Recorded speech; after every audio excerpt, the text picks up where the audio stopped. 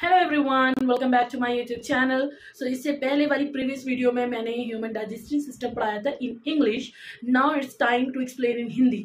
अब मैं हिंदी मीडियम के बच्चों के लिए बताऊंगी कि मानव पाचन तंत्र क्या होता है एंड कैसे होता है। ठीक है, तो जैसा कि मैंने हर वीडियो में ये बोला है, जब भी हम कुछ पढ़ेंगे तो सबसे पहले उसमें डायग्राम बनाएंगे। Diagram is very important. Diagram के बिना आप जितना भी लिख दो कुछ भी इंप्रेसिव नहीं होता है, होगा बट डायग्राम से इंप्रेशन ज्यादा अच्छा बनता है। ये बोर्ड एग्जाम 9 to 12 के बच्चों के लिए है और भी लोग समझना चाहते हैं तो समझ सकते हैं, बट इसमें स्पेशली ये हिंदी मीडियम के 10th क्लास के बच्चों का ये टॉपिक है। ठीक है, तो हम टाइम वेस्ट नहीं करेंगे, चलिए हम समझते हैं। सबसे पहले हम डायग्राम देखेंगे।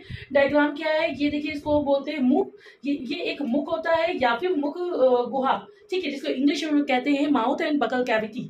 ठीक है, अब ये देखिए, ये यहाँ से आया, जो ये पाइप है इसको हम लोग कहते हैं ग्रसिका। In English it is called oesophagus और फूड पाइप। ठीक है, इसको हिंदी में ग्रसिका कहते हैं, इसको यकृत कहते हैं, इसको पित्ताशय कहते हैं। ये जो अंदर बना हुआ है ये अमाशय है, ये अग्न्याशय है। छोटी आंत यानी जो है स्मॉल इंटेस्टाइन है उसको शुद्रांत कहते हैं। जो बड़ी आंत है इसको बृहदांत्र बोलते हैं और इसे गुदाद्वार कहते हैं। गुदाद्वार को इंग्लिश में एनस बोलते हैं। ठीक है, ये डायग्राम है, ये मानव पाचन तंत्र का डायग्राम है। इसको आप अच्छे से जो है स्क्रीनशॉट कर लो, इसको बना लेना, ये बहुत इंपॉर्टेंट होता है क्वेश्चन। वैसे सबसे पहले हम जान लेते हैं पाचन होता क्या है। ठीक है, पाचन तंत्र तो हो गया, उसमें कौन कौन से पार्ट है। सबसे पहले हम जान लेते हैं पाचन क्या होता है। जब कोई भी जटिल पदार्थ होते हैं तो उनको क्या करते हैं, उनको सरल पदार्थ में विद एंजाइम की मदद से जब उसको ब्रेक करते हैं तो इसको हम लोग पाचन कहते हैं। ठीक है, अब इसमें देखते हैं, देखिए हिंदी में मैंने डिफिनेशन भी लिखा हुआ है, आप देख लो। पाचन वह प्रक्रिया है जिसमें जटिल कार्बनिक पदार्थ यानी जो कॉम्प्लेक्स ऑर्गेनिक मटेरियल होते हैं जल अपघटनीय एंजाइमों के द्वारा सरल कार्बनिक पदार्थों में बदल दिया जाता है, उसे हम लोग पाचन कहते हैं। ये डिफिनेशन इजी है। ठीक है, इसमें अब मैं और लैंग्वेज इजी करके बताती हूँ। जैसे हम लोग खाना खाते हैं, लाइक हमने रोटी खाई, हमने सब्जी खाई, तो इतने बड़े बड़े वो होते हैं, मतलब ये हमारे खाना है और इसको ये कॉम्प्लेक्स हो गया। ठीक है, कॉम्प्लेक्स फूड हो गया। तो इसमें क्या होता है, हमें नहीं पता होता किसमें कार्बोहाइड्रेट है, किसमें प्रोटीन है, किसमें फैट है। और हमारी जो ब्लड वेसल्स है वो बहुत छोटी छोटी सी है, तो वो इतने बड़े पदार्थ से कैसे वो एब्जॉर्ब करेगी। इसी वजह से पाचन किया जाता है। जब इनको जो है जटिल पदार्थों को काटा जाता है, तोड़ा जाता है, पीसा जाता है, तो ये बन जाते हैं एकदम फाइन, मतलब एक लिक्विड के जैसे बन जाता है। फिर क्या कहते हैं, हमारी जो ब्लड वेसल्स होती हैं वो ब्लड वेसल्स उससे जो है न्यूट्रिशन एब्जॉर्ब करती है, प्रोटीन फैट व्हाटएवर जो उसमें होता है वो एब्जॉर्ब करके वो हमारे डिफरेंट ऑर्गन में पहुंचा देती है। ये होता इस तरीके से होता है। और जो उसमें भूसा भूसी जो बचा होता है वो हमारे गुदाद्वार द्वारा बाहर निकाल दिया जाता है। ठीक है, अब इसको हम समझते हैं। जो पाचन होते हैं जनरली दो टाइप के होते हैं। ठीक है, ए एंड बी। एक है एलिमेंट्री कैनाल, एक है एक्सेसरी डाइजेस्टिव ग्लैंड। मतलब एलिमेंट्री कैनाल का मतलब होता है आहार नाल, जिससे खाना जा रहा है। ठीक है, सहायक पाचक ग्रंथियां, मतलब जो पाचक ग्रंथियां हैं वो एंजाइम सिक्रेट करेंगी, एंजाइम निकालेंगी। तो उस जो है एंजाइम की मदद से जब हमारा खाना टूटता है, पचता है, तो उसका हेल्प बहुत जरूरी होता है। ठीक है, तो इसलिए उसको सहायक पाचक ग्रंथियां कहते हैं। अब आहार नाल क्या होता है, ये मुख से, जब ये मुंह है, मुख से प्रारंभ होती है, ये ऐसे जाती है, फिर ऐसे ऐसे ऐसे ऐसे होती हुई जो गुदा द्वार तक निकल जाती है। ये पूरी जो है कहलाती है आहार नाल। देखिए लिखा है, ये मुख से प्रारंभ होकर गुदा तक फैलती है। इनमें निम्न अंग होते हैं। पहला मुख एवं मुख गुहा।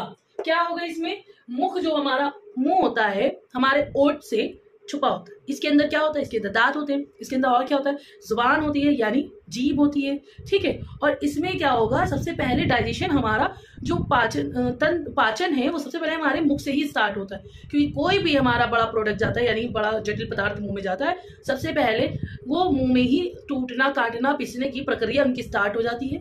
और जब हमारे जो सलाइवरी ग्लैंड के द्वारा जो टाइलिन एंजाइम होता है वो उसमें मिक्स किया जाता है एंड देन प्रोसेस आगे बढ़ता है। अब देखिए, मुख ओठों से घिरा हुआ छिद्र होता है जो मुख गुहा में खुलता है। ठीक है, ये मुख है और ये गुहा, गुहा मतलब समझ रहे हैं ना, अंदर की एरिया। ओठ और ओठ जो होते हैं ऑर्बिक्युलेरियस ओरिस मसल्स के बने होते हैं। ये पॉइंट याद करना। इसमें और क्या क्या होता है, इसमें दांत होते हैं, जीभ होती है। ठीक है, तो ये वाला पॉइंट क्लियर हो गया। अब हम लोग नेक्स्ट पॉइंट पढ़ते हैं। मैं ये बताना तो भूल ही गई, जो एलिमेंट्री कैनाल होती है उसकी जो है वो 9 मीटर तक लंबी होती है। कुछ कुछ बुक्स में लिखा होता है 8 to 10, बात वही आ जाती है, ठीक है। 9 मीटर तक होती है। इसमें सबसे बड़ी जो होती है वो हमारी स्मॉल इंटेस्टाइन यानी क्षुद्रांत होती है। तो हम इसमें जान लेते हैं, जैसे कि मैंने मुख बताया था। अब मुख में क्या होता है, मुख में आपके दांत होते हैं। दांत क्या करेगा, वो भोजन को तोड़ेगा, काटेगा, पीसेगा, ग्राइंड करेगा, जिससे वो जो है आपका भोजन टूट फूट जाएगा। जब भोजन टूट गया, कट गया, पीस गया, तो जो हमारे मुख में लार ग्रंथि यानी सलाइवरी ग्लैंड जो प्रेजेंट होती है, मौजूद होती है, उसमें क्या होगा, एक एंजाइम निकलता है जिसे हम लोग बोलते हैं सलाइवरी एमाइलेज या टाइलिन। अब ये क्या करेगा, जीभ की मदद से, दांतों ने पीसा, जीभ की मदद से वो खाने में लार पूरा ऐसे मिक्स कर देगा, जिससे एक लुगदी बन जाएगी, गीली गीली सी और चिपचिपी सी, ठीक है। क्योंकि लार टाइलिन जो एंजाइम होता है, ये सलाइवरी एमाइलेज जो एंजाइम होता है, वो थोड़ा चिपचिपा सा होता है। अब ये यहाँ पर इसका थोड़ा पाचन हो चुका है, ठीक है, ये डाइजेशन स्टार्ट हो गया। अब ये यहाँ पे जो है डाइजेशन थोड़ा अधूरा रह जाता है, पाचन, तो इसको पूरा करने के लिए अब ये नेक्स्ट स्टेप में जाएगा। नेक्स्ट स्टेप आपका क्या है, दैट इज ग्रसिका। क्या है, ग्रसिका, ठीक है। अब हम क्या करते हैं, नेक्स्ट स्टेप में देखते हैं ग्रसिका एवं ग्रास नली। ये ग्रसिका है, इसको ग्रास नली भी बोलते हैं, इंग्लिश में इसको एसोफेगस बोलते हैं, फूड पाइप बोलते हैं, ठीक है। इसका काम क्या होता है, जब मुंह में हमारा थोड़ा पिस जाता है, खाना लुगदी फॉर्म में बन जाता है, तो अब क्या होगा, वो ग्रसिका से ये ग्रास नली में हमारे आता है। तो यहाँ पे जैसे ही वो एंटर करता है तो संकुचन होने लगता है, ऐसे करके संकुचन होता है, आगे की तरफ वो खाना को ठेलता है यानी बढ़ाता है, क्योंकि ज्यादातर तो पाचन यहाँ पर हो गया, इसमें ज्यादा स्पेस तो है नहीं कि यहाँ पाचन होगा। तो इसका मुख्य कार्य क्या होगा, यहाँ से संकुचन करता हुआ ये बड़ी जगह पर ले जाए, जहां पे जगह ज्यादा है, मतलब अग्न्याशय है, मतलब पेट में। देखिए यहाँ पे लिखा है आहार नली यानी ग्रास नली के माध्यम से, ये ग्रास नली के माध्यम से थोड़ा पचा हुआ भोजन, यहाँ पे थोड़ा पच चुका है, तो अब पूरा तो पचा नहीं है, तो थोड़ा जो पचा हुआ भोजन है वो यहाँ पेट में पहुंचता है। जैसे ही पेट में पहुंचता है तो जो है ये सिकुड़ती और फैलती है, ठीक है। अब ये तभी यहाँ पहुंचता है, जो इसका सिकुड़ना और फैलना जो होता है उसको, उस मूवमेंट को कहते हैं पेरिस्टेलिक मूवमेंट। इस मूवमेंट को याद रखना, और इस मूवमेंट की वजह से ही खाना जो है यहाँ पर आ पाता है, वरना यहाँ पे अटका रहे, जब उसका मन होगा वो धीरे धीरे धीरे धीरे स्लाइड होगा। अब जैसे आप लोग वाटर पार्क जाते हो तो वहां पे स्लाइड ऐसे टिल होता है, थोड़ा टिल्टेड फॉर्म में, तो उसमें क्या होता है, आप बैठते हो, पानी पीछे से आता रहता है और आप जो है अंदर जाते रहते हो वाटर में, तो सेम बट ये सीधा है। तो यहाँ पे खाना, कोई वाटर तो जा नहीं रहे लगातार, अगर वाटर गया तो वो ऐसे जाएगा, लेकिन जरूरी नहीं है ना कि पानी कोई पिए फौरन। तो क्या होता है, तो यहाँ पे फौरन जो है सिकुड़न होने लगती है, जिसकी सिकुड़न की वजह से खाना यहाँ पर आ जाता है, ठीक है। और उस सिकुड़न को हम लोग कहते हैं, उस मोमेंट को कहते हैं पेरिस्टेलिक मूवमेंट। देखिए यहाँ पे लिखा हुआ है, ये बहुत इंपॉर्टेंट होता है, ये एग्जाम में एमसीक्यूज में पूछा जाता है, ठीक है। अब बात करते हैं अमाशय। अमाशय मतलब पेट। जब जो है यहाँ से खाना यहाँ पर आ जाता है तो यहाँ लगभग 3 घंटे तक खाना रहता है। उसकी यहाँ पे छटाई होती है, कुटाई होती है, पिसाई होती है, जो भी कहती है, ग्राइंड होता है, ठीक है। यहाँ पे 3 घंटे तक पिसता रहता है, जिससे ये अर्ध ठोस बन जाता है। अर्ध ठोस मतलब आधा ठोस और आधा लिक्विड। पेट की दीवारों में जो ग्रंथियां उपस्थित होती हैं वो क्या करती हैं, वो अमाशय रस का स्राव करती हैं। कौन से रस का, अमाशय रस, यानी कि गैस्ट्रिक जूस, इसको इंग्लिश में कहते हैं गैस्ट्रिक जूस का ये सिक्रेशन करती है, यानी श्राव करती है, ठीक है। अब इसमें देखिए इसमें 3 पदार्थ होते हैं, एक होता है हाइड्रोक्लोरिक अम्ल, ठीक है, HCl, एक होता है पेप्सिन और एक होता है आपका म्यूकस। HCl क्या करता है, वो अग्न्याशय अमाशय के अंदर एसिडिक इन्वायरमेंट पैदा करता है। इसी के कारण जो भोजन होता है वो अम्लीय प्रकृति का होता है। कैसी प्रकृति का होता है, अम्लीय प्रकृति का, ठीक। अब ये क्या करेगा कि जो पेप्सिन HCl के कारण इसमें जो भोजन है वो अम्लीय प्रकृति का कारण, HCl के कारण जो भोजन होता है वो अम्लीय प्रकृति का हो जाता है, यानी एसिडिक एनवायरनमेंट को पैदा कर देता है। फिर क्या होता है, जैसे ही उसकी वजह से पेप्सिन वहां पे एक्ट करता है, पेप्सिन एंजाइम, और वो वहां पर भोजन में मौजूद प्रोटीन का पाचन शुरू कर देता है, ठीक है। इसलिए प्रोटीन का पाचन अगर हम बात करी जाए तो ये पेट से ही स्टार्ट होता है, ठीक है। अब बात करते हैं हम लोग छोटी आंत। ये देखिए छोटी आंत कौन सी, जो ये बहुत ज्यादा ये क्वाइल्ड है, क्वाइल्ड वाले को हम लोग छोटी आंत कहते हैं, श्रोतांत भी बोलते हैं, स्मॉल इंटेस्टाइन इंग्लिश में बोलते हैं। छोटी आंत एक लंबी पतली ट्यूब है, जिसका जो है हम कह सकते हैं कि छोटी आंत की लंबाई कितनी हो सकती है, 6 मीटर, यस। ये अप्रॉक्स 6 मीटर होती है, और अगर बड़ी आंत की बात करें वो अप्रॉक्स 1.5 मीटर तक होती है। और आहार नली की अगर हम बात करें तो देखिए वो एक ही पाइप से कनेक्टेड होता है, यानी ये सिंगल ट्यूब से कनेक्टेड होता है मुंह टू गुदा द्वार। ठीक है, इतनी बात समझ में आ गई। अब इसमें जो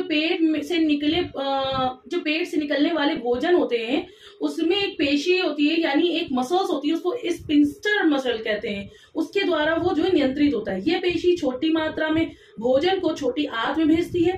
क्या आप जानते हैं कि छोटी आंत आहार नली का सबसे बड़ा हिस्सा है? ये जो है आहार नली का सबसे बड़ा हिस्सा है। ठीक है, क्योंकि इसकी मैंने लंबाई बताई है, दैट इज 6 मीटर। ठीक, अब क्या होगा कि जो मनुष्य है यानी जो ह्यूमन है, छोटी आंत में उनके जो है सबसे ज्यादा जो डाइजेशन होता है, संपूर्ण डाइजेशन, ये संपूर्ण पाचन वो कहाँ होता है? वो छोटी आंत में ही हो जाता है। फिर उसके बाद क्या होता है, यहाँ पर सिर्फ एब्जॉर्प्शन का काम होता है, सारा पाचन यहाँ पर डन हो चुका होता है। ठीक, अब बात करते हैं इसमें। देखिए 2 ग्रंथियों का स्राव होता है छोटी आंत में, लिवर एंड अग्न्याशय, ये मेन पाचन। जैसे मैंने यहाँ पर बताया कि इसमें 2 ग्रंथियों का स्राव करती है छोटी आंत, लिवर एंड अग्न्याशय, ये मेन पाचन नहीं होता है, बट क्या होता है, ये हेल्पिंग ऑर्गन कह सकते हैं। जो ये आपका ये जो पित्ता होता है वो आमतौर पर क्या करता है, गॉल ब्लैडर में रहता है, मतलब पित्ताशय में। और पित्त क्या होता है, क्षारीय होता है, यानी बेस होता है। ठीक है, तो भोजन को रासायनिक रूप से तोड़ने में मदद करता है। ये पेट से आने वाले भोजन को अम्लीय से क्षारीय बना देता है। जब यहाँ पर HCl का स्राव हुआ तो हमने जाना कि भोजन पूरा हमारा अम्लीय हो चुका है, यानी HCl की सिक्रेशन की वजह से। अब वो यहाँ पे जो छोटी आंत में आया तो वो अम्लीय से क्षारीय हो गया। ठीक है, क्यों हो गया? ताकि जो अग्न्याशय है उस पर काम कर सके। अग्न्याशय बड़ी पित्ती के आकार जैसी ग्रंथि होती है जो पेट के समांतर और उसके नीचे होता है। देखिए ये अग्न्याशय, देखिए पेट के समांतर और उसके नीचे। ठीक है, अब क्या बात करेंगे, अग्न्याशय से अग्न्याशय रस निकलता है, जिसको मतलब अग्न्याशय रस निकलता है, जिसमें अग्न्याशय एमिलेज, ट्रिप्सिन और लाइपेज जैसे पाचक एंजाइम होते हैं। एमिलेज स्टार्च को तोड़ता है, ट्रिप्सिन प्रोटीन को पचाता है, लाइपेज रासायनिक रूप से टूटे हुए वसा को तोड़ता है। ठीक है, इतनी बात क्लियर हो गई। देखिए क्या होता है छोटी आंत में नॉर्मली जो इसमें जो है कौन कौन से जो है एंजाइम स्राव होता है, अग्न्याशय एमिलेज का, ट्रिप्सिन का और लाइपेज का। जो अग्न्याशय होता है एमिलेज, जो अग्न्याशय में एमिलेज है वो क्या करता है, वो स्टार्च को तोड़ता है। किसको? स्टार्च को एमिलेज करेगा। एंड ट्रिप्सिन क्या करता है, प्रोटीन को पचाता है। और लाइपेज क्या करता है, वो वसा को पचाता है। ठीक है, इतनी बात क्लियर हो गई। अब देखिए बात करेंगे बड़ी आंत की। बड़ी आंत में क्या होता है, जब हमारा पूरा पाचन हो चुका होता है तो यहाँ से जो खाना होता है वो हमारी बड़ी आंत में जाता है। उसमें ज्यादातर क्या होता है, पानी होगा, उसमें नमक होगा और उसमें जो है अपचा हुआ थोड़ा खाना होगा। तो ये बड़ी आंत क्या करेगी, पानी नमक इसमें से सोख लेती है और उस जो अपचा खाना होता है उसको पचा देती है। फाइनली यहाँ पर पूरा उसका प्रोसेस हो जाता है। अब इसमें कुछ भी नहीं बचता है। ठीक है, अब जैसे कि यहाँ पे ये बड़ी आंत है। ठीक है, अब बड़ी आंत में इसकी अगर हम बात करें, इसकी जो है लंबाई की ये कितनी होती है, ये 1.5 मीटर होती है। ये मैंने जैसे पहले बताया ही था आपको। अब जो पाचन के बाद जो भोजन के कण छोटे छोटे होते हैं, छोटी आंत से यहाँ से होते हुए ये कहाँ जाते हैं, हमारे रक्त में, क्योंकि ये छोटी आंत में हमारे ब्लड वेसल्स कनेक्टेड होते हैं। ठीक है, तो जब जो है ये पाचन के बाद भोजन के कण छोटे हो जाते हैं और छोटी आंत से होते हुए हमारे रक्त में पहुंचते हैं। रक्त पचाए हुए और घुले हुए भोजन को शरीर के जब जो है हमारा खाना पच चुका होता है तो छोटी आंत में ब्लड वेसल्स होते हैं, यानी वहां से रक्त के थ्रू हमारे बॉडी में सारी एनर्जी और पोषक तत्व सब पहुंचते हैं। क्योंकि हमें पता है छोटी आंत में सारा खाना पच चुका है, इसीलिए वहां से ब्लड वेसल्स का कनेक्शन स्टार्ट होता है। ठीक है, अब जो अनपचा भोजन होता है छोटी आंत से बड़ी आंत में आता है। जब यहाँ तो पूरा एब्जॉर्प्शन हो गया तो अपचा हुआ भोजन यहाँ पर आ गया, जो पचा नहीं है, तो वहां पर क्या होता है, बड़ी आंत की दीवारें इस भोजन में ज्यादातर पानी को सोख लेती हैं और ठोस बना देती हैं। और इसको जो इसका जो लास्ट वाला अंग है ये वाला, इसको कहते हैं हम लोग रेक्टम। यहाँ रेक्टम कहते हैं, यहाँ पे अनपचे भोजन को कुछ समय के लिए भंडार कर रखता है। जैसे कोई भी चीज होती है हम लोग देखते हैं कि वहां पर अगर स्टोर रूम होता है, कुछ भी रखा रहता है, जैसे कूड़ा वूड़ा भी है तो हम लोग घर में पहले डस्टबिन में रखते हैं, उसके बाद उसको एक्सपेल आउट करते हैं ना। तो यहाँ पर भी वही है कि छोटी आंत में क्या होता है, खाना जैसे ही सारा जो है टूट के सारी चीजें ब्रेक डाउन हो चुकी है, सारे एंजाइम ने वर्क कर दिया, तो वहां से ब्लड वेसल्स के थ्रू पूरे बॉडी में हमारे पहुंचा दिया जाता है। अब जो अपचा हुआ भोजन होता है वो क्या करता है, वो ठोस में बसता है, वो हमारे बड़ी आंत में जाता है, जहां से वो पानी और नमक को भी सोख के एकदम ठोस बना देती है। अब वो जो एकदम ठोस होता है वो जाके हमारी रेक्टम में कुछ समय के लिए भंडार घर होता है, वहां पे रखा जाता है। फिर उसके बाद हमारा लास्ट पार्ट होता है इस पूरे डाइजेस्टिव सिस्टम का, वो होता है हमारा गुदा द्वार। अब गुदा द्वार से क्या होगा, सिंपल सी बात है, वो द्वार है और वहां पे जो रेक्टम में हमारा मल के रूप में या फिर जो है अपचा भोजन ठोस के रूप में जो रखा हुआ है जिससे कोई काम नहीं, वो गुदा द्वार द्वारा बाहर निकाल दिया जाता है। इतनी बात समझ में आ गई। अब इसमें हम हेल्पिंग ऑर्गन जो दो पढ़े थे, तो उसमें एक होता है लिवर, एक होता है आपका पैनक्रियाज। ये लिवर क्या होता है, लिवर जो है ह्यूमन बॉडी का सबसे बड़ा ऑर्गन होता है। क्या होता है, सबसे बड़ा ऑर्गन होता है। और इसमें क्या करते हैं, ये इसमें मैन्युफैक्चर होता है बाइल, ठीक है, बाइल इसमें मैन्युफैक्चर होगा। और क्या होता है, जिससे क्या करेगा, जो ये स्टोर होता है गॉल ब्लेडर में, और गॉल ब्लेडर क्या रिलीज करता है, वो बाइल जूस को रिलीज करता है। जब रिलीज करता है, जब इसमें रिक्वायरमेंट होती है, एवरी टाइम नहीं निकालता है, ठीक है। अब इसमें हम बता देते हैं, इसका जो कलर होता है वो थोड़ा सा लाल मैरून कह सकते हैं या रेडिश ब्राउन कह देते हैं, उस कलर का होता है। और ये थोड़ा सा रबर लाइक स्ट्रक्चर होता है, मतलब खिंचाव वाला होता है। और क्या होता है इसमें फैट, ये किस चीज को डाइजेस्ट करता है, फैट को यानी वसा को डाइजेस्ट करता है, ठीक है। और बाइल जूस का यूज करके वसा को ये डाइजेस्ट कर देगा, ठीक है। इतनी बात समझ में आ गई। अब पैनक्रियास की हम लोकेशन देखिए, अब हम पैनक्रियास की बात करते हैं, यानी अग्न्याशय है। इसकी लोकेशन क्या है, आप लोग देख लो, ये है इसकी बिलो, यानी जस्ट स्टमक के नीचे, यानी अमाशय के नीचे। इसका शेप कैसा है, ये पत्ती के जैसा शेप है, या कह सकते हैं कि ये पाउच जैसा दिखता है, ठीक है। अब ये इसमें क्या, ये डाइजेस्ट क्या करता है, करेगा प्रोटीन को, और कौन सा एंजाइम यूज करके, ट्रिप्सिन एंजाइम को जब यूज करेगा तब ये प्रोटीन को डाइजेस्ट करता है। और डाइजेस्ट करता है इमल्सिफाइड फैट को जब लाइपेज एंजाइम का यूज होता है, ठीक है। अब ये मैंने आपको क्या किया है, मैंने आपको पूरा डाइजेस्टिव सिस्टम पढ़ा दिया है। अब आप इसमें क्या करोगे, इस जो मैंने लिखाया है, जो मैंने बनाया है, इसके आप नोट्स बना लेना। और आप जो है इसके इंग्लिश में अगर जानना चाहते हो इसकी वीडियो, तो ऑलरेडी अपलोडेड है मेरे चैनल पे, आप मेरे चैनल पे जाओ, विजिट करो और इस वीडियो को लाइक करें, शेयर करें और चैनल को सब्सक्राइब करें एंड बेल आइकन प्रेस करना मत भूलें। Thank you so much.